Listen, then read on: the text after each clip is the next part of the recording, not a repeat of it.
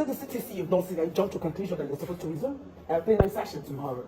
Why don't we pass on that? As a matter of fact, we expect to have the CTC today, but that also will determine our next step in action.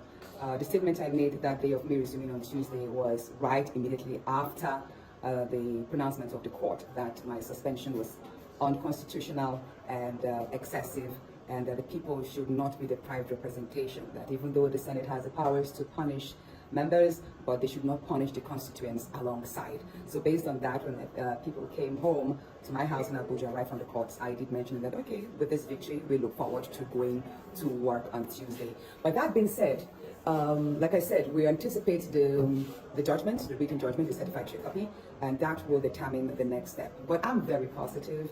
But again, like I said, irrespective of me being under suspension, it never hindered me from working. I worked every day. I followed up on a lot of projects every day. I still spoke to ministers. I still followed up with agencies on many projects. So my people will not lose out of the 2025 budget. And that's what you've been saying. Just last week, this school we went to, the Akpabio-Led College, we lit the entire premises with the solar street lights. Yesterday, you saw us at have the groundbreaking ceremony for 2 smart markets in 2 local governments. 80 shops in each, with abattoir and other interesting facilities that ordinary markets should have, like water, toilets, electricity, and plugs in each shops.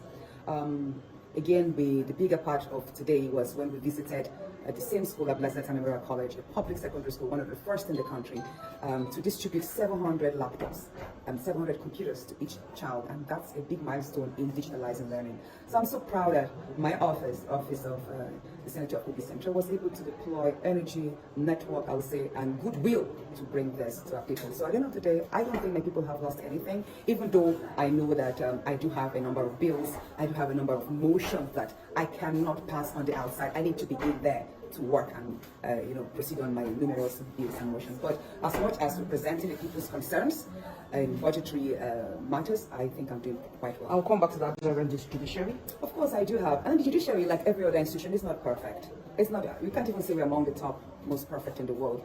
But there's a huge room for development, improvement. But so far, even for me to be a senator today, is still out of the goodwill of the judiciary. You know, I went through courts, the tribunal, and all that to emerge 6 months after my colleagues had resumed. So with the recent judgments, mind you, we had 2 other judgments, 2 other cases of the federal government against me, which a number of people anticipated locked up at the Suleja prisons. But unfortunately, one of it had me granted bail of 50 million on a surety, and the other granted me bail on self-recognition because I've never been charged with any criminal offense in the past. No, and the matter isn't one of embezzlement or one of murder or drugs, any of these heinous offenses, So I've been a good citizen of good character, and I trust that in the future considerations of the many sessions we'll have in the courts, this will be borne in the minds of the judges. I do have hope that our judiciary is being fair to a large extent now, but again, like I said, there's room for improvement. Okay, finally, my final question is, do you think your pending bills in the Senate will be approved before? Because you have less than 2 I years have to be there. You see, the bills are personal, they are sponsored by me, like especially the Gold Reserve Bill, which is so critical. The Gold Reserve Bill is so critical because that bill alone can transform our nation's economy. We keep losing so much revenue and so many jobs when we do not have accountability from data to the seismic report and what we're able to extract for the benefit of our country and people. We lose so much revenue from gold and many other industries. And I was hoping that by now I would have finished up with the gold bill and moved on to others, like putting the legislations for lithium, rare earth minerals, and many other minerals that Nigeria has in abundant quantity, but we do not generate revenue from. So, but these bills are bills that are personal to me, and I can't just transfer them to someone else to do. Probably other senators have their own bills that are of concern to themselves and their constituents. So, but whatever happens, still very hopeful that I will resume to complete and continue my legislative duties, because you see, in as much as I am the senator from Kogi Central, I am the senator of the Federal Republic of Nigeria, which means my constituency as well is the entire nation, especially with regards to the bills, like the gold bill. It's not going to be of benefit to Kogi Central, even though we have a lot of gold reserves in Kogi Central, but the entire nation will benefit. So the National Assembly should know that by denying me stay in the chambers and participation in the chambers is denying not just Kogi Central indigents, but Nigerian women, of which we have only right now 3 female senators out of 108.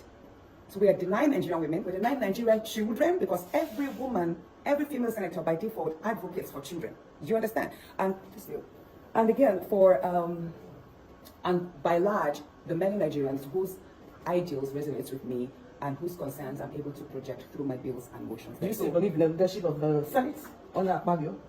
Will you still believe in that? Can we pass on that? Sorry, I'm using for a program tonight, so I just Can we have to pass say on that?